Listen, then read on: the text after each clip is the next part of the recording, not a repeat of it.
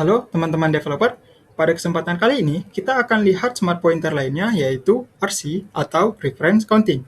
Kita tahu kalau ownership itu kan dimiliki oleh sebuah variabel tunggal yang diberikan nilai begitu. Tapi ada kasus di mana nilai itu mungkin bisa dimiliki oleh beberapa owner. Kalau misal nih kita diharuskan menggunakan nilai tunggal itu bisa dimiliki beberapa owner gitu, maka secara eksplisit kita gunakan RC type ini begitu. Nah, RC type ini tuh dia melacak jumlah reference atau counting gitulah ke suatu nilai untuk menentukan apakah nilai tersebut masih digunakan atau tidak, seperti itu. Kalau nggak ada tuh reference ke suatu nilai, maka nilai tersebut bisa di clean up tanpa menyebabkan reference yang lain menjadi invalid, seperti itu. Kalau kita berikan gambaran ya RC type ini tuh mungkin seperti TV di ruangan tamu lah, seperti itu. Misalkan ada seorang suami itu mau nonton, dia ke ruangan tersebut nonton TV terus dinyalain dong TV-nya. Lalu datang istri dan anaknya ikutan nonton begitu. Terus misalkan si istri itu udahan nonton gitu ya, udahan nonton dan dimatiin TV-nya lalu pergi dari ruangan itu misalnya.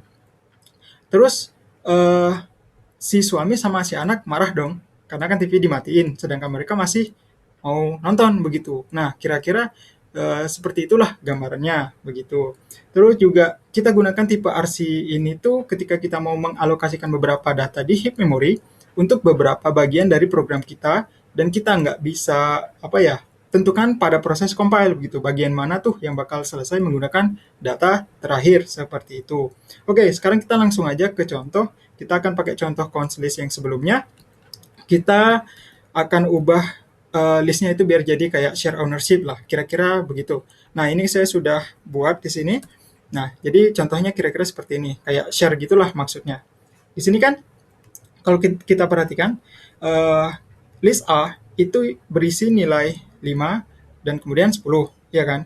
Kemudian kita buat dua list lain B dan C, yang mana B dimulai dengan 3 dan C dimulai dengan 4. Kedua list ini B dan C kemudian diisikan dengan list A dong, yang berisi 5 dan 10 tadi. Jadi maksudnya ya itu biar sharing gitu kan. Tapi sayangnya ini tuh nggak bisa, error gitu. Ini ya kalau saya save. Nah, ini error. Jadi errornya itu karena varian cons itu dia owned atau dia memiliki tuh atau dia pemilik gitu, pemilik data yang ditampungnya gitu. Jadi saat kita buat list B di sini, list B, list A di-move tuh, di-move ke list B. Oke, ini si A ini di-move ke variable B. Jadinya list B itu dia nge-own si A atau jadi pemilik lah gitu maksudnya. Kemudian kita gunain lagi tuh si A ini untuk si C ke dalam list C gitu maksudnya. Udah nggak bisa karena kan A udah di-move seperti itu. Makanya error gitu loh. Kita coba ubah lagi deh list kita ini, list dalam varian cons kita ini itu menggunakan RC gitu ya. Ini bukan lagi box tapi ganti RC seperti ini. Lalu juga tidak lupa kita use di sini use std RC RC begini. Dan yang di sini ini kita perlu, ini duplikat aja nih, duplikat. Ini duplikat, tapi yang di atas ini ditutup, di komen. Oke, yang box ini itu kita ganti menjadi dia begini, RC clone, oke. Dan juga di sini duplikat aja deh biar cepat. Di sini C dan di sini 4, lalu di sini itu let A RC new, kemudian cons ini 5 RC new, di sini cons, kemudian 10 RC new, kemudian nil, kan begini. Oke, ini saya save. Baik, jadi sekarang varian cons untuk RC yang di sini itu akan pointing ke list. Terus yang di bawah sini di main functionnya untuk variable B dia nggak ngambil ownership A lagi karena kita juga di sini cloning. Oke, cloning di sini adalah untuk si RC listnya yang ada di variable A ini. Ini kan RC list nih kelihatan nih, ya kan?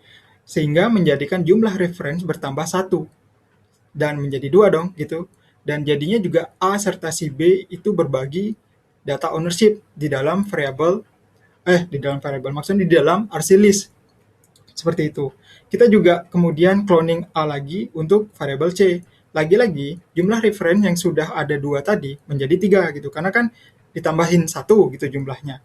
Jadinya setiap kali kita panggil RC clone, jumlah reference ke data dalam RC list itu akan bertambah dan datanya nggak akan di clean up kecuali tidak ada data yang reference ke data itu lagi, seperti itu.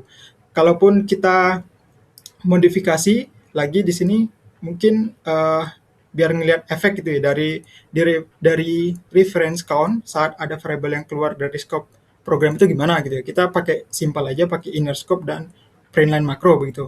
Ini kita buatkan di sini. Ini di sini kita kasih printline. Oke.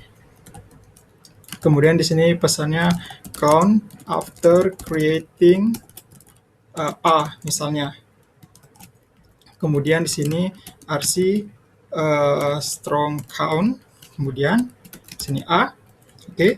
Lalu untuk B juga sama di sini untuk yang B.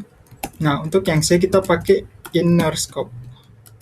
Inner scope di sini, lalu di sini count after creating C. Oke, dan yang terakhir di sini kita kasih peringan yang paling bawah itu creating count after C, after C berarti after C goes out of scope out of scope. Oke. Sip, ini saya save. Jadi ini simple banget kan, kita hanya pakai printline aja untuk ngeliat efeknya begitu ya. Ini coba saya running dulu, akan jadi seperti ini. Oke.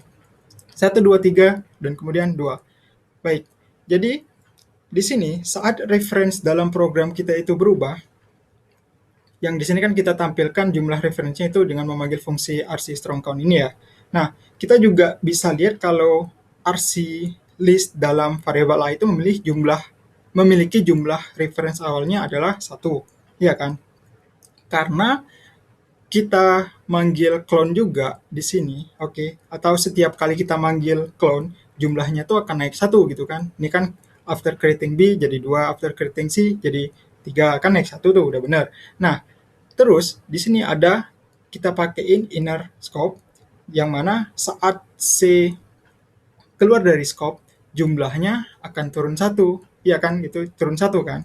Nah, di sini kan kita print nih, di sini printline lagi, after C goes out of scope, kan begitu. Ini kan jadi 2, berarti benar dong, 3 jadi 2 turun 1, begitu. Sehingga kita itu nggak perlu lagi memanggil fungsi untuk mengurangi jumlah reference, begitu ya, karena kan dia secara otomatis gitu ketika keluar dari scope. Nggak sama halnya kalau kita mau nambahin 1, ya kita harus pakai si clone ini tadi, begitu.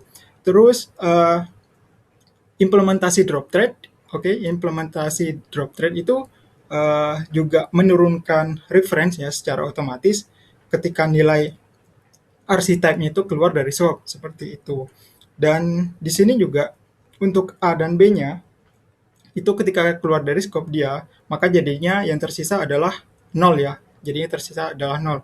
Karena kan RC list-nya ini sudah di clean up semua, seperti itu. Dan menggunakan RC type ini memungkinkan satu nilai itu bisa memiliki beberapa owner ya. Dan dengan reference count atau RC type ini bisa memastikan kalau nilai akan tetap valid selama salah satu ownernya masih ada, seperti itu.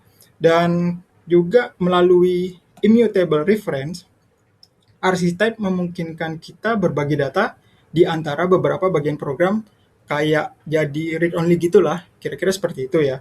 Tapi kalau RC type ini tuh memungkinkan kita untuk memiliki beberapa data mutable reference, kita mungkin bakalan nyalahin rules dari borrowing gitu yang ada di Rust, yang mana multiple mutable borrow ke tempat yang sama bisa menyebabkan data rhesus atau inconsistency, seperti itulah kira-kira. Oke. Mungkin ini sedikit contoh terkait dengan smart pointer RC atau reference counting. Jadi setelah ini nanti ada juga yang namanya ini ya, ref cell. begini. Oke, ini ada juga yang namanya refstyle ini, yang mana bisa kita gunakan terkait kasus immutability restriction. Mungkin kita bahas di video yang berbeda aja ya, biar nggak terlalu panjang durasinya seperti itu. Oke, sampai di sini dulu videonya. Kita akan ketemu lagi di video selanjutnya.